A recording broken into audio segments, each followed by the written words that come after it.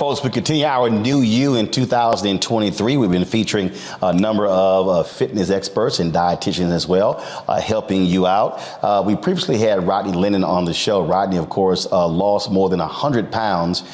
You look at his Instagram page and Twitter page, he often is talking about really encouraging men and fathers to lose weight and to stop making excuses in doing so. And one of the things that he talks about a lot is that if you're trying to lose a large amount of weight, and that is large amount of weight, which is anywhere from 40 to 100 pounds, you really are going to have to be lifting weights to do so. And so he joins us now from Atlanta. Rodney, glad to have you. And so Rodney, when you talk about that, and I've seen a lot of your videos, you're not saying, hey, don't do cardio. I see these other commercials that are running on YouTube and others with like, oh, you're wasting your time on the treadmill. Because I've seen you where you say, no, I get my cardio in, but you're emphasizing that. And we had Cheryl Grant on the other day, as well as Funk Roberts, and they both said, as you get older, you have to utilize the weights in terms of building muscle mass.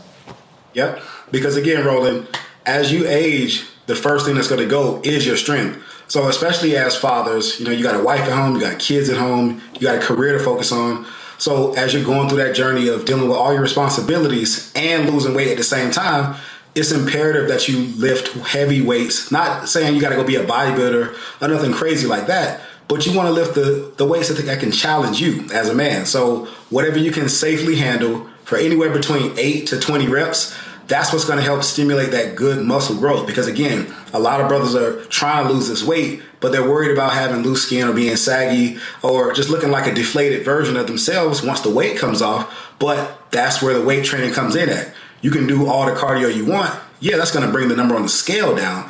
But when it comes to recomposing your body, helping you look totally different, making that amazing transformation, going from wherever you're starting at to where you want to be, that's where the weight training is going to come in at. So we're talking about, okay, we're talking about weights, okay? First of all, obviously it goes to how much. Also, resistance bands. So let's say somebody doesn't have access to weights. Your thoughts on the use of resistance bands? So when we say weight training, that's just one form of resistance training. It's a lot of forms of resistance training. So you do have weights. You have resistance bands, you have TRX suspension training, you have cables, you have machines. It's a lot of different things. You also have dumbbells and kettlebells, things like that. So all of those things fall under the category of resistance training. Even body weight, air squats, push-ups, body weight dips, body weight lunges, right? All of these things are still stimulating some kind of muscle growth. When you stimulate that muscle growth, that's going to help your body overall, speed up your metabolism, help with insulin sensitivity, right? And also, too, again, going back to what you talked about right off the bat, helping you age gracefully, right? As we get older, the first things we're going to do is lose our ability to stand up or to get ourselves up off the floor, right? But this is where the weight training comes in at, to basically delay that whole process for as long as possible. So, how many days a week? Because that's one of the issues there. And then is it back to back? Do you spread it out? Is it 2 days on, 1 day off? What do you recommend? Me personally, I'm a big advocate for anywhere between 4 to 6 days a week based on how advanced you are. 4 days is a great place for anybody to start. That's just Monday, Tuesday, taking Wednesday off, Thursday, Friday, taking Saturday and Sunday off. But if you're more advanced, you can do 5 days a week. That's Monday through Friday. Or if you're more advanced, like some of my other guys, because a lot of the career-focused fathers that I work with, these guys have an athletic background, right? These are the guys who went to college, played ball. They didn't go to the NFL or they didn't go to the NBA or MLB, so they went straight to being desk jockeys, right? So these guys have the past experience where they can train 5 to 6 days a week and they can still stay relatively safe. So for anybody that's out there that doesn't have that athletic background, 4 to 5 days, that's the place where I like to keep everybody at. So that way you can, stay safe. You can have that work-life balance and also hit your goals in a timely fashion. All right. So for that person, for that individual who didn't have the athletic background, how do they start? Where do they start? I would recommend starting with machines, starting with cables. That's a more safer option because, again, you don't want to jump straight into the big movements like the dumbbells and barbell squats and deadlifts and stuff like that. Do the machines. They're more safer for beginners, so that way they can learn the technique. Their bodies can develop that resistance to that training. So as you start to, build up the muscle that can handle these intense exercises, then they can get more advanced and do more free weight exercises.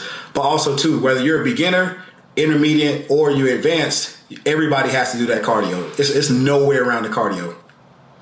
And so, and again, and we talk about cardio. Is it now? I got to ask you this here because I heard you dogging walking, and I say I need him to clarify because and I talked about this here when I was in Jamaica. I couldn't, again, the golf course, don't even get me started how bad the golf course was. So I couldn't play golf like I wanted to every day. It was just awful. And I actually only worked out in their gym one day. But what I did was I literally walked anywhere from 3 to 5 miles every single day. When I came back, my trainer was like, all right, how bad was it? And I said, well, actually, I lost 7.5 pounds. He's like, are you serious? I have also a guy I work with, Joe Cheatwood. Joe dropped almost 40 pounds, and his whole deal was he was walking anywhere from 5 to 7 miles a day. And so talk about that, because I think your video said you said walking is not a workout. So explain that. Okay, so when I say walking is not a workout, right? Walking or non-exercise activity, that's the activity that we do outside of strenuous workouts or strenuous activity, right? So if walking was a workout, right, every trainer in the country would say, hey, listen, you're coming to me at LA Fitness or my private gym for a session. Let's go strap on our shoes and we're going to go for a walk. That's not the case, right? So when I say walking is not a workout, it is a great form of exercise. It's beginner friendly, it's low impact, and it will burn calories. It will help you lose weight. But we're talking to people who are anywhere between the ages of 28 to 48, maybe a little bit older, right? You're still able-bodied. So a workout is some form of resistance training and some form of cardio. Right. So again, what I think, how I saw what you're trying to tell people is, look, again, if you're trying to lose large amounts of weight, yes, you can do your walk, you can do that, but you're gonna have to add something else to it because you also have to accelerate that as well. Yeah. So the goal of weight loss, Roland, is burning calories. You want to always be burning calories all around the clock. So just using myself for an example, right? Not to pick anybody out or single anybody out. When I was working in the warehouses, banging my head on the wall to become a logistics manager, I would work out, do my weight training. I would do my cardio before work, literally lay around, do nothing all day. I would go into work with maybe 1,000 steps for the day total. But by the time I got off, right, I would probably rack up 15,000, maybe 20,000 steps. I would have to literally sit around at work and do nothing to just get 10,000 steps for the day, right? But that's still, whether I got 10,000 steps or 20,000 steps, that still is not my main source of exercise. Let's get started with our questions. Matt, you're first. So my question for you, brother, is what is the optimal diet to make sure you build muscle, but also, have the proper nutrients? And as a secondary question, what have you found to be alternatives when you were changing your diet that made changing your diet much easier? Like what things were you eating in particular? Okay, so the main diet that's going to work the best for you, it's not going to be a fixed diet. It's going to be taking the foods that you already enjoy and putting those into a structured regimen that you can commit to on a day-to-day basis. So the foods you like, if you like steak, if you like shrimp, chicken, fish, right? If you like rice or potatoes and broccoli and asparagus, whatever the foods you enjoy, find the foods that you can stick to day in and day out. And those are the best foods for you to build your daily nutrition around.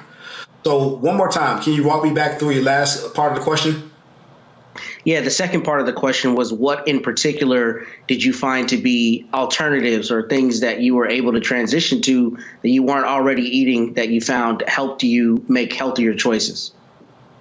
So for me, I really just looked at the foods that I was eating on a daily basis, and I really just doubled down on those. So for example, when I was at my heaviest, 330 pounds, the foods after I pulled all my bank statements and credit card statements, I discovered that it was only three main foods I was eating that was getting me overweight. And that was Mexican food, some kind of Jamaican or island Caribbean food, right?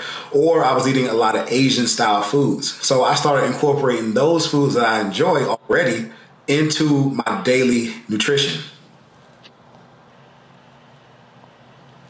All right, Matt, that's it?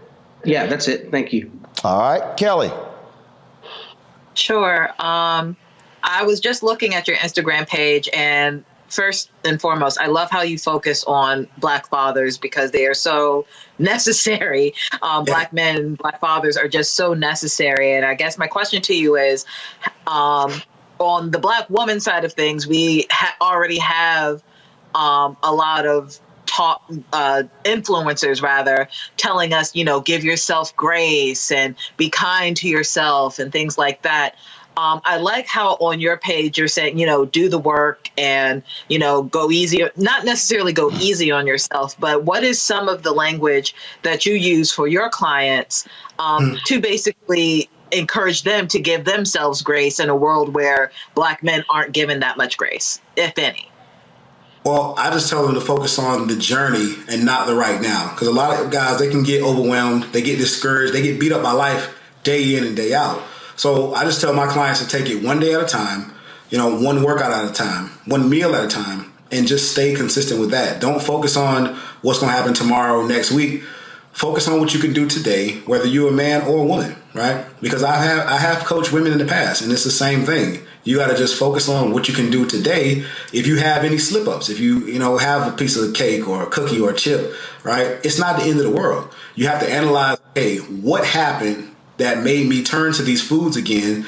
Analyze the situation and move on from it. Like keep it pushing, and then work to make it the next day without doing those same things. All right, Kelly, that's it? Yes, sir. Michael. Awesome. All right, Rodney, thanks for sharing this valuable information with us. Back in October 2022, I started back working out regularly. So I work out 5 days a week now. I've lost 15 pounds and probably 2 or 3 pant sizes. So I do a mixture of, in addition to cardio, I do a mixture of resistance bands and weights as well. Talk about the advantage of resistance bands when it comes to constant tension on the muscle, as opposed to like free weights, but also how resistance bands are better for your joints as you get older. Well, resistance bands, they do have their place, but they are safer. They're a safer option for guys who are just getting into working out. They don't want to put too much strain on their joints or their ligaments, right? So they can be used both 3 ways, actually. Before the workout, they can be used during the workout to keep constant tension on the muscle, to keep you from pulling anything like that. And also, too, for stretching at the end of the workout, especially when, it's very hard for us as we age to stretch our legs out and stuff like that. They can definitely be very helpful at the end of a workout to help you get a very good stretch and cool down from strenuous exercise. Okay, thank you. And the thing there on the resistance bands is the same thing with the weight machines, Rodney. Is not trying to hurry up and get them done real quick. It's actually doing a lot slower. Yep. Keeping that constant tension on the muscle, right? Feeling the workout, focusing on each body part that you're trying to develop, because that's the overall goal, right? Some guys got certain body parts they want to develop, chest, their arms, their back, or whatever is the body part they want to bring up. But just being consistent with that, focusing on what you're working on, that's going to help you get that overall physique that you're working for. All right, pull this information up if folks actually want to reach Rodney, folks. This is how you can do so. His Instagram and Twitter is RLENFIT. Website is RodneyLennonFitness.com. Of course, email is there as well. I'm actually this real quick. Okay. I saw this story in the Wall Street Journal where they were suggesting that kids who are obese should be put on drugs. Something tells me you would disagree with that. You say kids that are obese, Roland? Yeah. No, kids that are obese, man. This is why I coach fathers, right? Yes, I have coached ladies in the past, right? But again, I start with the head of the household, because once we change our habits as men in the household, I hope you're in your household. If you have kids, you need to be in the household, right? But again, by us changing our habits, it's a trickle effect. We don't have to force anything on our children, We just got to set the example for our kids. Like my boy, he eats I'm sorry, I don't want to curse on here, but my son almost eats everything I eat, right? And again, our children look to us. We are their first example in life, period. So if you your habits, your kids will be greatly affected by the decisions you make. All right. Rodney Lennon, I appreciate it, man. Thanks a lot. Awesome, Roland. Have a good night. All right, folks, back to our Roland Martin Unfiltered video in just one moment. When you talk about blackness and what happens in black culture, we're about covering these things that matter to us, speaking to our issues and concerns. This is a genuine people-powered movement. There's a lot of stuff that we're not getting. You get it, and you spread the word. We wish to plead our own cause, to long have others spoken for us. We cannot tell our own story if we can't pay for it. This is about covering us. Invest in black-owned media. Your dollars matter. We don't have to keep asking them to cover our stuff. So please support us in what we do, folks. We want to hit 2,000 people, $50 this month, raise $100,000. We're behind 100,000, so we want to hit that. Y'all money makes this possible. Checks and money orders go to P.O. Box 57196, Washington, D.C. 20037-0196. The Cash App is $RM Unfiltered. PayPal is R Martin Unfiltered. Venmo is RM Unfiltered. Zelle is Roland@RolandSMartin.com.